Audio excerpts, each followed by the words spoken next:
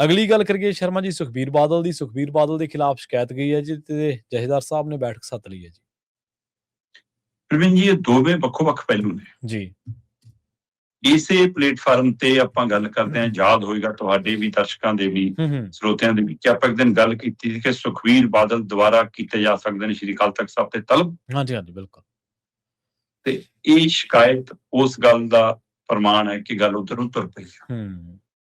SGPC ਦੇ member ਜੀ ਜਿਹੜੇ ਬਾਕੀ ਸੁਖਬੀਰ ਬਾਦਲ ਵਾਲੇ ਦਲ ਤੋਂ ਹਟ ਕੇ ਦੂਜੇ ਦਲਾਂ ਨਾਲ ਸੰਬੰਧ ਰੱਖਦੇ ਨੇ, ਹੈ ਨਾ, ਉਹਨਾਂ ਨੇ ਪਹਿਲ ਕਦਮੀ ਕੀਤੀ। ਉਹਨਾਂ ਦੇ ਨਾਲ ਕੁਝ ਪੰਥਕ ਚਿਹਰੇ, ਸਿੱਖ ਚਿਹਰੇ, ਉਹਨਾਂ ਨੇ ਇੱਕ ਸਾਂਝੀ ਸ਼ਿਕਾਇਤ ਤਿਆਰ ਕੀਤੀ, ਸ਼੍ਰੀ ਅਕਾਲ ਤਖਤ ਸਾਹਿਬ ਦੇ ਕਾਰਜਕਾਰੀ ਜਥੇਦਾਰ ਗਿਆਨੀ ਕੁਲਦੀਪ ਸਿੰਘ ਗੜਗਾਜੀ ਨੂੰ ਸੌਂਪੀ ਹੈ। ਠੀਕ ਹੈ ਜੀ।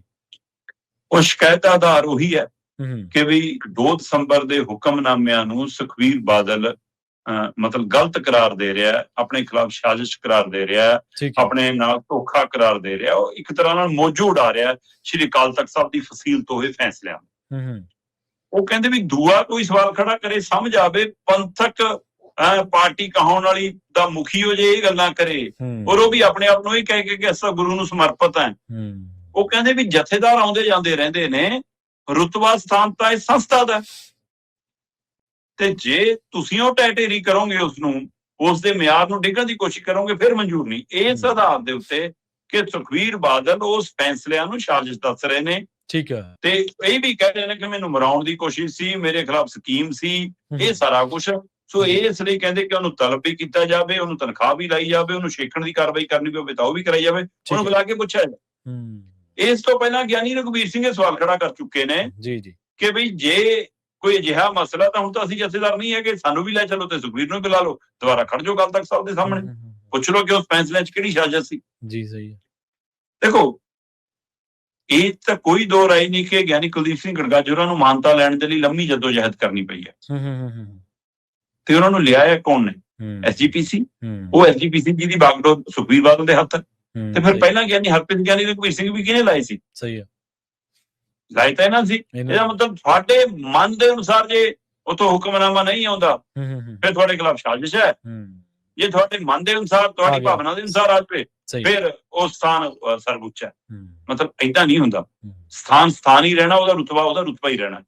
ਸੋ ਇਸ ਨੂੰ ਲੈ ਕੇ ਉਹਨੇ ਸ਼ਿਕਾਇਤ ਹੈ ਜਿਹੜੀ, ਇਹ ਮੈਨੂੰ ਲੱਗਦਾ ਗਿਆਨੀ ਕੁਲਦੀਪ ਸਿੰਘ ਗੜਗਾਜੀ ਦੇ ਲਈ ਵੱਡਾ ਸਵਾਲ ਬਣ ਗਿਆ। ਜੀ ਸਹੀ ਹੈ, ਬਿਲਕੁਲ। ਹੁਣ ਉਹ ਤਲਬ ਕਰਦੇ ਨੇ, ਨਹੀਂ ਕਰਦੇ, ਆਪ ਹੀ ਮੀਟਿੰਗ 'ਚ ਫੈਸਲਾ ਕਰਕੇ ਲਾਂਭੇ ਹੋ ਜਾਂਦੇ ਨੇ ਇਹ ਤੋਂ, ਜਾਂ ਫਿਰ ਉਹ ਇਸ ਮਸਲੇ ਕੰਨੀ ਗੌਰ ਹੀ ਨਹੀਂ ਕਰਨਗੇ। ਦੇਖਣ ਵਾਲੀ ਗੱਲ ਹੋਗੀ। ਹਾਂ, ਮੀਟਿੰਗ ਬੁਲਾਈ ਹੈ ਗਿਆਨੀ ਕੁਲਦੀਪ ਸਿੰਘ ਗੜਗਾਜੀ ਹੋਰਾਂ ਨੇ, ਪਰ ਇਹ ਲੰਮੀ ਬੈਠਕ ਹੈ।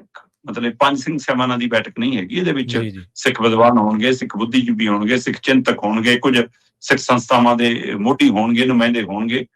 ਇਹ ਜਿਹੜਾ ਬੇਅਦਬੀ ਰੋਕੂ ਕਾਨੂੰਨ ਬਣਿਆ, ਜਾਗਤ ਜੋਤ ਸ੍ਰੀ ਗੁਰੂ ਗ੍ਰੰਥ ਸਾਹਿਬ ਸਤਕਾਰ ਸੋਧ ਐਕਟ 2026, ਉਸ ਨੂੰ ਧਿਆਨ 'ਚ ਰੱਖ ਕੇ, ਕਿਉਂਕਿ ਧਾਮੀ ਸਾਹਿਬ ਤਾਂ SGPC ਵੱਲੋਂ ਸਵਾਗਤ ਵੀ ਕਰ ਚੁੱਕੇ ਆ ਤੇ ਅੰਦਰ ਉਹ ਕੁਸਰ ਮੁਸਰ ਵੀ ਕਰੀ ਜਾਂਦੇ ਆ। ਕਹਿੰਦੇ ਹੁਣ SGPC ਨੇ ਕਿਹਾ ਜੱਦਰ ਸਾਹਿਬ ਨੂੰ ਕਿ ਤੁਸੀਂ ਕਰੋ ਜੀ ਕੁਛ, ਤੇ ਹੁਣ ਦੇਖਦੇ ਜੱਦਰ ਸਾਹਿਬ ਕੀ ਕਰਦੇ ਆ ਜੀ। ਜੱਦਰ ਸਾਹਿਬ ਦੇ ਮੂਹਰੇ ਸੁਖਬੀਰ ਵਾਲੀ ਚਿੱਠੀ ਵੀ ਪਈ ਹੈ, ਜੱਦਰ ਸਾਹਿਬ ਦੇ ਮੂਹਰੇ ਬਲਵੰਤ ਸਿੰਘ ਰਾਜੋਣ ਵਾਲਾ ਮਾਮਲਾ ਵੀ ਪਿਆ ਕਿ 10 ਦਿਨਾਂ 'ਚ ਕਹੋ ਜੀ SGPC ਨੂੰ ਕਿ ਨਿਬੇੜਾ ਕਰਨ, ਔਰ ਜਿਹੜੀ ਹੈ ਨਾ ਰਾਤ ਪਟੀਸ਼ਨ ਦਾ, ਤੇ ਮੈਨੂੰ ਇੱਕ ਪਾਸੇ ਕਰਾਉਣ।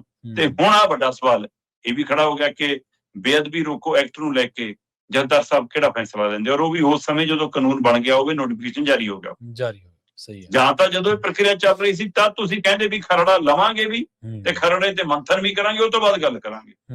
ਹੁਣ ਅੱਜ ਜਦੋਂ ਸਿੱਖ ਭਾਈਚਾਰਾ, ਸਿੱਖ ਸੰਸਥਾਵਾਂ ਇਸ ਬੇਅਦਬੀ ਰੋਕੂ ਐਕਟ ਨੂੰ ਲੈ ਕੇ ਵੱਖੋ-ਵੱਖ ਧਿਰਾਂ 'ਚ ਖੜੀਆਂ ਨੇ, ਹੈ ਨਾ, ਵੱਖ-ਵੱਖ ਰਾਏ ਹੈ, ਤੇ ਉਹਦੇ ਵਿੱਚੋਂ ਰਾਜਨੀਤਿਕ ਜਮਾਤ, ਚਾਹੇ ਉਹ BJP ਹੈ ਤੇ ਚਾਹੇ ਆਮ ਆਦਮੀ ਪਾਰਟੀ ਹੈ, ਲਾਹਾ ਲੈਣਾ ਚਾਹੁੰਦੀ ਹੈ, ਤੇ ਤੁਸੀਂ ਇੱਕ ਪਾਸਾ ਫੈਸਲਾ ਹੀ ਨਹੀਂ ਲੈ ਸਕੇ ਕਿ ਉਹਦੇ ਹੱਕ 'ਚ ਖੜਨਾ ਹੈ ਕਿ ਸਾਹਮਣੇ ਖੜਨਾ ਹੈ। ਹਾਂਜੀ ਹਾਂਜੀ ਬਿਲਕੁਲ।